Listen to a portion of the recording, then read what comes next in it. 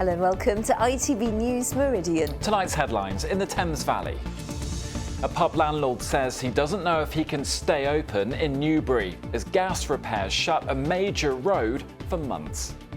I know for a fact the customers haven't come. They're not going to sit 20 minutes, 40 minutes in a traffic jam to have a pint where they can go somewhere else. The woman from Aylesbury whose dog has transformed her life. Elspeth, who has seizures, says Moby is her miracle. Also tonight, could facial recognition be the answer to stop shoplifters, the increase in store theft and the organised gangs behind it? And when it's too wet outside, why not bring the beach inside? The incredible sand sculptures being created in Hampshire.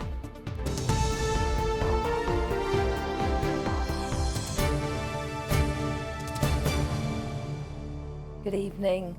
A pub landlord in Newbury says he doesn't know if his business will last the year now that a major road has shut for 4 months. The work to replace gas mains is taking place on Kings Road between the junctions of Boundary Road and Hector's Way. Businesses nearby are worried that diversions and extra traffic will put people off visiting, as Cara Digby reports. The bright red of a road sign and the sound of heavy machinery breaking through concrete has become all too familiar for publican Ken Amell. He's been the landlord of the Old London Apprentice for 9 years and says roadworks is killing the business. I know for a fact the customers haven't come. They're not going to sit 20 minutes, 40 minutes in a traffic jam to have a pint where they can go somewhere else in 5 minutes. Quite a few of them have commented that they love sitting outside on our decked area, but not when there's a traffic jam and all the fumes off the cars. Just opposite is Kings Road, which will be closed for the next 4 months to replace a leaking gas main. People living and working here have already experienced their fair share of disruption at this busy junction. Much of January to June saw temporary traffic lights and one-way systems here while other work went on. Ken understands the latest work is essential, but believes it should have all been done earlier to help him and other businesses who share his concerns. It's been very difficult this year. We've got the credit crunch, the energy crisis, that's all impacted on our trade. Then on top of that, we had all this roadworks. I mean, they were doing test holes and checking for leaks early part of the year. Could have been, with better planning, done during the first closure.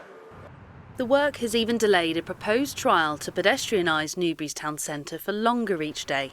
That's because it puts extra pressure on the roads and that would impact the results.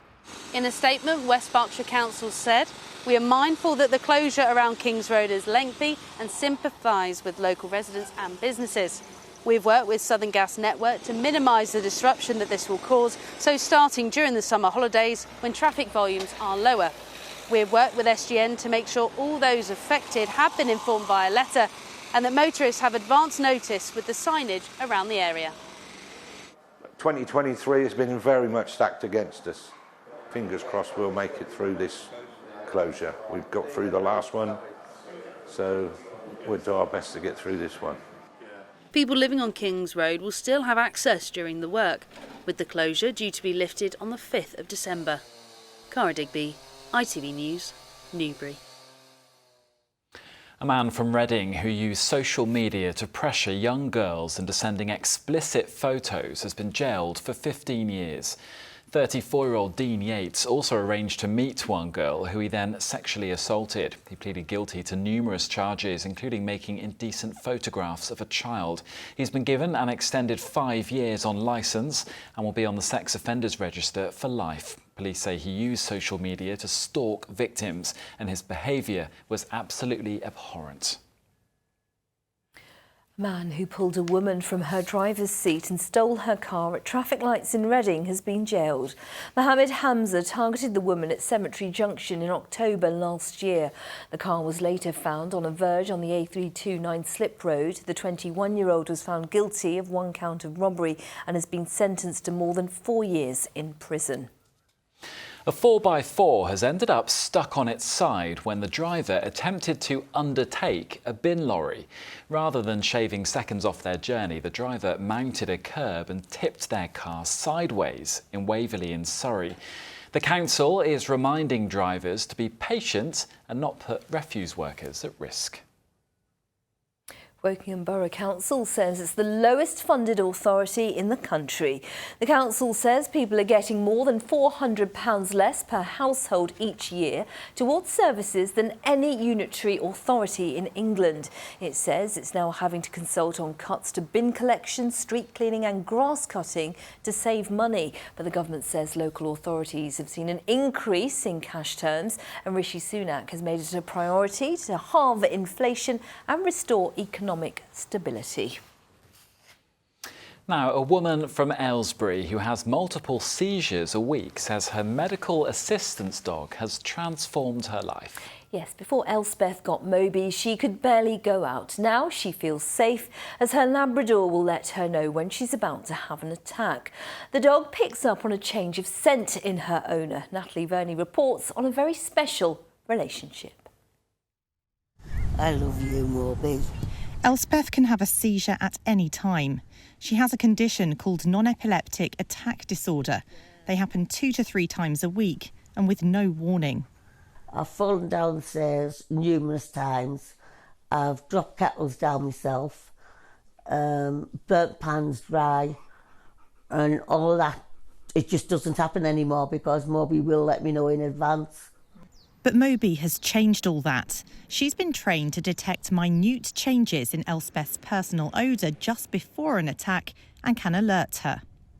She's on the settee now, but if I was going to have an attack, she would get off and stare at me, and if I ignored her, she'd put her head on my knee and tell me it was going to happen. Moby was trained by Medical Detection Dogs, a charity that's helped about 200 people. They have plenty of puppies, but with a strict no kennel policy, they're desperate for more volunteers to foster the puppies while they're trained.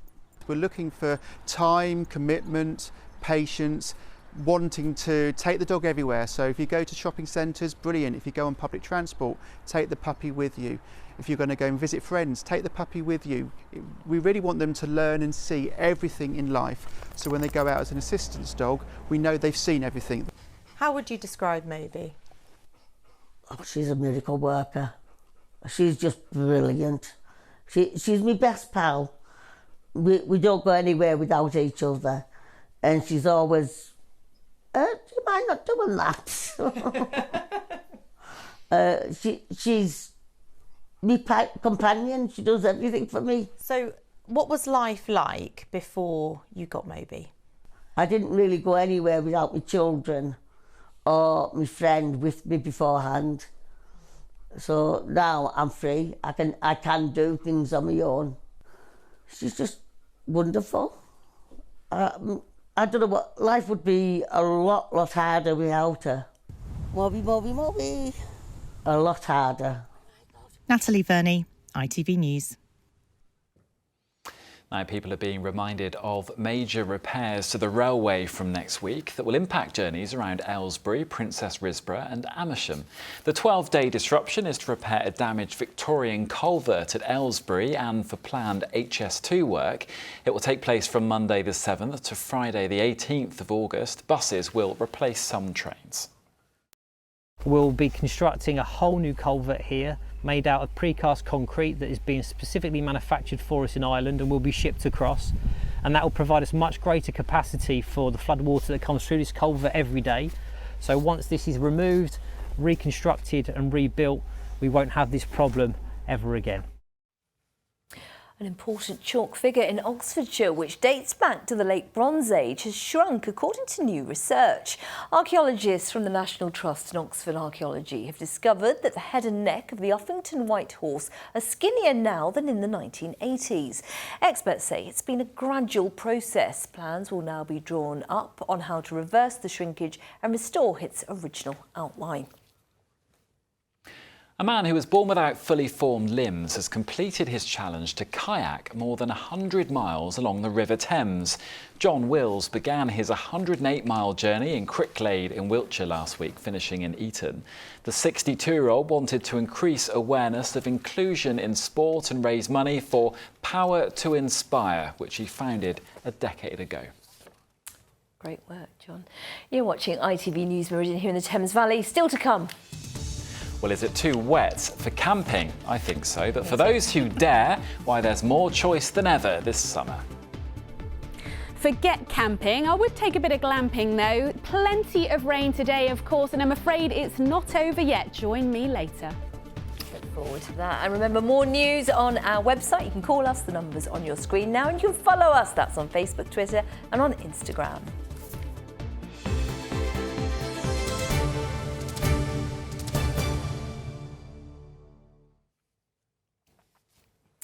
There's been a sharp rise in the number of cases of shoplifting, with many stalls being targeted by organised gangs. Yes, prolific shoplifters may be jailed as part of a crime and justice bill being introduced to Parliament later this year. Campaigners, though, argue that prison is not the answer and the government needs to tackle the issues of poverty. Retailers, meanwhile, say they're having to spend large sums to increase security, even using artificial intelligence. Here's Kevin Ashford. They've been taking steps to try to tackle the growing problem of shoplifting at this store in Portsmouth. The man in charge of security says shops like this one have become targets of organised gangs. There's definitely been an increase, particularly in the last 12 months, in terms of shoplifting, but there are two elements to it. There's shoplifting in the normal sense, as people would understand, but our main concern is with the rise in organised crime, which forms part of that narrative. But we've definitely seen an increase. The latest figures show a sharp rise in the amount of shoplifting going on our high streets, with most studies putting the increase at anything between a fifth and a quarter over the last year. And that's costing the British economy to the tune of some £660 million. It's an issue affecting stores of all sizes. To try to tackle retail crime, staff at this chain now wear body cams and security staff are employed. But the company says there also needs to be a wider response. I don't think it is enough. I think because of some of what we're seeing is gangs and prolific shoplifters who treat this as their day job, and they aren't deterred by those things, which is why we need help. So we know we have a job to do, that's why we're spending money, it's why we're investing, but we need the police to respond when there are these kind of violent incidents or where there are threatening incidents, and we need retail crime to be seen as the real threat it is, and we need it to be acted upon across society. The government says it's working closely with retail businesses, security representatives, trade associations and policing to ensure its response to retail crime is as robust as it can be. Some retailers are using artificial intelligence in their fight against crime. Under the system, details of anyone suspected of breaking the law, or for the purposes of this demonstration, me, are uploaded and shared between stores. Using facial recognition, shop staff are alerted when potential lawbreakers come through the door. It's the brainchild of Simon Gordon, who developed the scheme after a series of thefts from customers at his wine bar. It's technology that has had its critics. Nobody's tracked, people that walk into the store, their data, their biometric data is deleted instantly. We only keep faces on there of people who have stolen for a year. Everything's checked to make sure they're reasonably suspected of having committed a crime, so we don't just accept any old, oh, I don't like Joe Blogs. We go through a whole process to make sure that there's a reason for them going on there. It's thought the cost of living crisis may be one reason for the increase in shoplifting. Whatever the cause, it's clear many shops are having to make new efforts to tackle the rise in retail crime. Kevin Ashford, ITV News. Now, parent support groups in the region say they've seen an increase in the number of mothers experiencing postnatal post-traumatic stress disorder. It's also known as birth trauma and is a type of severe anxiety that can happen after childbirth. Women can often experience it if they've had a long, difficult and complicated labour. Well, any mum of any age who thinks they need support are urged to come forward. This from Katie Ridley. Dragonflies. Down, then up. Reading to her daughter on the sofa. There was a point when Rose thought this might never happen. At just 29 weeks pregnant, she caught COVID and had to be rushed to hospital for an emergency caesarean. Now, more than 2 years later, those memories still haunt her. It was a traumatic experience. But Catherine was born, and she's been, at that time they showed me Catherine, but I couldn't even remember that much. And she was moved to neonatal ICU. And then I was in the other side of the hospital in ICU. Thinking back at that time, what I think is it's not fair what I went through. It's just not fair, and I really had a rough time. It's estimated that in the UK alone, 20,000 women a year may develop postnatal PTSD. And it's thought that COVID has led to an increase. Birth trauma is something this baby group in Brighton says is experienced by a lot of new mums. Many women had to go to appointments alone, or they had to give birth alone, and everyone in the room was masked, so they couldn't get that kind of human contact. And then obviously there was a huge climate of fear around, because certainly in the beginning stages in 2020, we didn't know quite what was happening. There was this fear all the time, I'm going to get sick, and they worried for themselves and for their babies. Symptoms of postnatal PTSD include feelings of abandonment, guilt and helplessness. And experts say these negative thoughts can stay with mothers for years if they don't reach out for help. We've had women coming to us in their 40s and 50s. The oldest woman who came to us was in her 80s, still experiencing flashbacks. For example, on birthdays, anniversaries tend to kind of bring back all those feelings. And it makes me really sad, because a lot of those women, they didn't get diagnosed at the time, and they've lived with this for years and years. The NHS says it's expanding maternal mental health services for women experiencing difficulties around childbirth.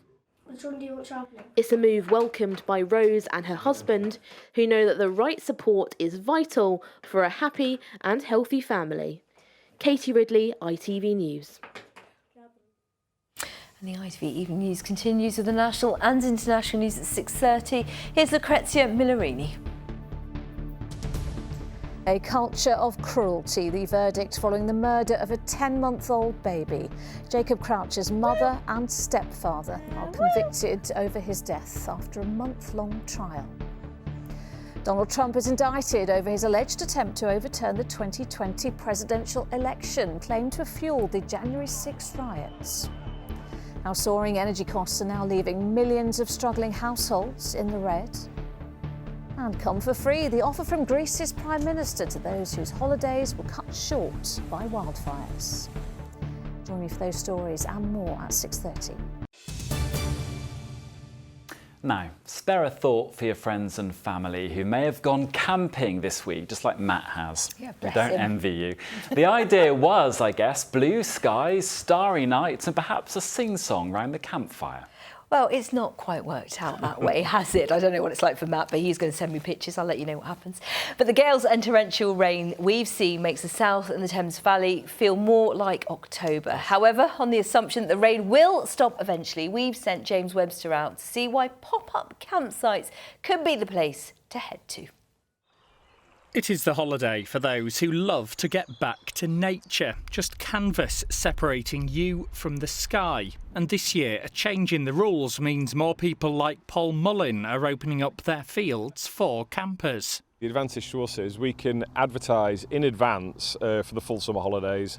That's a time period where we'd expect most people would want to come and camp. And previously, with only having 28 days available, we had to try and pick and choose the potentially good weekends that would be for people. We had to maybe try and target bank holidays and had to guess when would be suitable for people to come.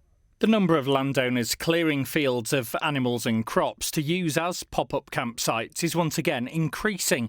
Listings on PitchUp went from 135 in 2020 to more than 850 a year later, generating £25 million for the rural economy. There were fewer sites last year because of limits on how many days they could operate, but this year more than 750 are listed. I think a lot of families, actually, they're not families who've taken caravan and camping holidays traditionally, but they're people who've been attracted to this type of holiday during the pandemic. They like what they've seen, they've got and hired their camper van, bought their camping gear from the outdoor retailers, and off they go. The government now allows sites to operate for up to 60 days without needing separate planning permission. The Country Land and Business Association has been campaigning for the change, which Tim Bamford says should benefit other businesses here in our region. The Rural Powerhouse campaign that CLA have championed suggests and wants greater planning and incentivisation, and something like additional camping rights is going to be really useful, because it's not just the farmers. The farmers will make the money from the camping sites, but the wider economy, the local pubs, the restaurants, the shops will all benefit from this. Some critics have warned that pop-up sites could take trade away from established sites which operate all year round. But the owner of this award-winning glamping site does sympathise to a point. It's really difficult for farmers in the current climate, especially with supermarkets driving the cost of produce down and losing our subsidies due to Brexit. So we sympathise with farmers, and we're happy that they've got that lifeline. But we also understand the frustrations of campsite owners, permanent campsite owners, because they work year-round tirelessly to keep going in the off-peaks, and then of course they've got to share that revenue in the 2 most lucrative months of the year. So whether it's somewhere with all the comforts of home or somewhere more basic, families seeking campsites have never had so many options. James Webster, ITV News. So many options. The weather. You've never been camping, have you? Never, don't intend to. Hotels, please. Yep, all the way. Well, it definitely wasn't beach weather today, of course, but in Gosport, children and some grown-ups were making some sand sculptures. Fortunately for them, though, the sand was indoors. 20 tonnes of it is now in the museum and art gallery, with work underway from 2 of the world's leading sand artists. And it's really impressive. Kerry Swain has been to take a look. Sand, if it's wet sand, damp sand, we can make anything really quick. Her grandparents in deck chairs, a lesson in sand sculpting for 5-year-old Balana. No need for buckets and spades. And we don't need tools, because our hands and our fingers are the best tools. The hands and fingers of these artists have created this extraordinary sculpture. 20 tonnes of builder's sand transformed into the stories of Gosport. The first diving helmet that was ever made was made here. And of course the submarine, and you've got the divers and all the fish. I didn't know we had great big sharks in Gosport. Well, Tiny Tim, back in the day, 30, 40 years ago, was reputed to be a sea monster of Gosport that was haunting the ponds, and blood was in the water apparently. People claimed to get bitten. Paul and Remy create sand sculptures on beaches all over the world. But in this British summer, indoors at the Gosport Museum and Art Gallery is best. Sand boxes have been filled for little hands to develop their skills. I want to copy the shark mostly, and I really like sharks. You've got a lot of work still to do then. It's going to be a smaller version. It was dead, and I done a little cave. What do you normally like to make with sand? Sand castles. The setup that they've got here gives all the kids an opportunity to build anything, really. I think that it was amazing. It doesn't matter if the weather is wet this summer. You can make sand sculptures at Gosport Museum and Art Gallery until September the 16th. Kerry Swain, ITV News, Gosport. Love that. Oh, it's something to do in the holidays, isn't Yeah. it? Head to Gosport. Pip's with us now. Pip, you said there would be a full moon. Did anyone send you any pictures of it? Well, if they saw it, they didn't send me any Oh, right. pictures. Yeah. No, I'm super moonless, I'm afraid. But the good news is we've actually got 2 full moons this August, both of them super moons. The next one will be on the 31st. Fingers crossed for some clearer skies then. But for now, we've had some very turbulent weather out there. In fact, one of our hardy cameramen sent this out, this from Leon the Solent a little earlier. Take a look at this footage. Ooh. Noisy scenes there, strong winds, huge waves, all driven of course by a very deep area of low pressure, unseasonably deep in fact. You'd have to go back around 30 years to find a low pressure quite as deep during a summer month. We just saw the birds bracing against the breeze there. It's given us some significant gusts. Take a look at some of these. The Needles came in at 61 miles per hour, a bit of an outlier, but many other places getting up into the low 40s as well. So all in all, very blustery, safe to say autumnal rather than August-like. Yeah, it's so rubbish, isn't it? It feels more like October or November even. It does. It must be surely getting better for all those campers. Yeah, there are some signs of improvement, but it is still a little way off. So the next few days remaining pretty unsettled. We've actually got our eye on Saturday at the moment. It could be a repeat performance of what we've just had. Low pressure, some persistent rain, potentially some gale force winds. But there are hints, along with our computer model and a couple of others, that the middle of next week, fingers crossed, something a little more summery, drier and warmer, but a lot of weather to get through between now and then. Let's get a look at the full forecast.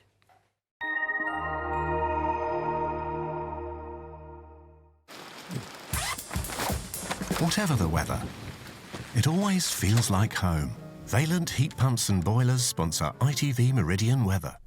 So yes, it's looking pretty unsettled for the time being, certainly very changeable as we head our way towards the weekend. Rain or showers on the cards over the next few days, and it will be quite windy at times as well. So the low pressure that's brought today's unsettled weather is now moving away eastwards. Through Thursday and Friday, a northwesterly airflow bringing a scattering of showers, but then eyes turn out towards the west, and for Saturday we'll see another area of low pressure swinging its way towards us, bringing another spell of persistent rain and potentially once again the risk of some gale force winds. Out there at the moment though, things are starting to ease down. The wettest weather is now clearing away. The winds are starting to ease off as well. And by the end of the night, for most of us, a much drier, quieter picture, albeit on the rather cloudy side. So tomorrow morning, quite a dull start initially, but as the day wears on, the cloud will thin and break. Many of us seeing some decent bright or sunny spells developing. A scattering of showers, especially out towards the west, one or two of these perhaps on the heavier side. But for most of us, a much improved day compared to today, and with more in the way of sunshine and lighter winds, it shouldn't feel too bad. Highs of 22 degrees. These are the times of high water for tomorrow, then 11:15 in the morning for Poole there, and just before 11 in the evening. But beyond that, still some pretty unsettled weather on the cards. As I said, all eyes really on Saturday, another spell of wet and very windy weather possible. Valent Heat Pumps and Boilers sponsor ITV Meridian Weather. So you heard it here first. Possibly the middle of next week, a bit of sunshine, maybe. We'll hold her to that. Maybe. Yeah. In just a moment, the ITV Evening News. And I'll be back with your late update just after 10:30 from all of us here. Thank you for watching. See you soon. Bye-bye. Bye-bye.